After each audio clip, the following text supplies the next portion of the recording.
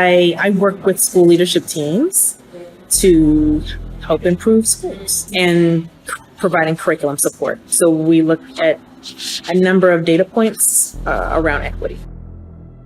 My organization has worked with Middle Glen Elementary, River Bluff, Lexington Middle, which is now Lakeside. So the leadership teams at the schools that I just named, familiar, like with, they currently work with my organization. We are working on a curriculum, but the curriculum, it is really about, it's inclusive of culturally relevant teaching. And so some of the topics that we explore are going to be topics that mainstream, that kind of go against mainstream teaching.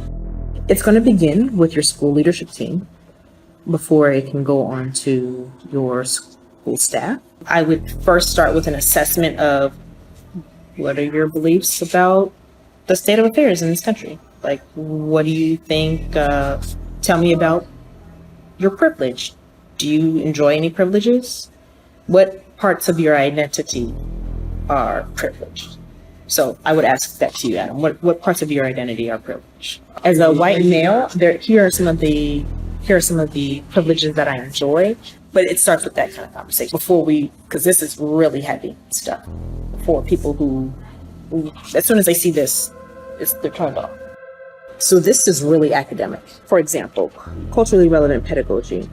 Academically, that's the term, culturally relevant pedagogy. But when we start walking into school doors, we spend less time calling it that and more like respecting students' cultures or bringing the culture into the classroom and honoring and respecting them. Tenets of critical race theory are race is a social construction, race is endemic, it's actually normal. Counter narratives is this idea that so you're reading the United States Constitution, every time you read the Constitution, you're going to read a counter narrative that is by some person of color, and they will give you their experience. Critical race theory is usually like law and legislation. So the law might say all men are created equal. All people in this country over the age of 18 have a right to vote, right? My counter narrative would say, as someone who lives in Atlanta, my governor is making it harder to vote. And so for every law, there's a counter narrative, but no one wants to hear the counter narrative. Well, the thing is, back in '94, we knew that this wasn't going to happen. Now we realize in 2022, like, you have some people who are willing to be allies, and you have some people who are willing to be co-conspirators. An ally is someone who says, yeah, that's right. I think that this is something that this would benefit our students. It would benefit everyone. Let me know if you need any help with that, right? That's an ally. A co-conspirator is, I'm willing to do this work in my classroom, even if I get in trouble, and have conversations.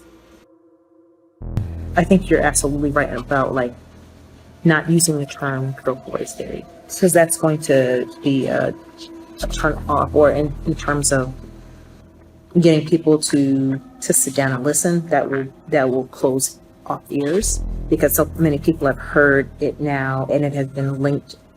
You don't have to talk about me, just talk about EL. They know EL in this district.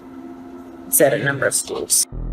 My passion lies around equity in any form or fashion, and providing a space where all people, particularly people of color, people who who have an identity that is not mainstream, that does not enjoy privilege, to be able to thrive and be successful. That's where my passion lies. Where can I, as a person who does not identify with any of the identities that enjoy privilege, where can I thrive and be successful? That's it.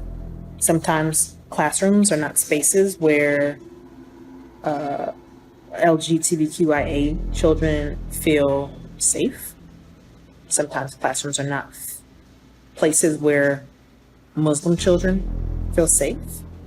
Sometimes classrooms are not spaces where children of color, particularly Latinx or Black children or Native American children, feel safe.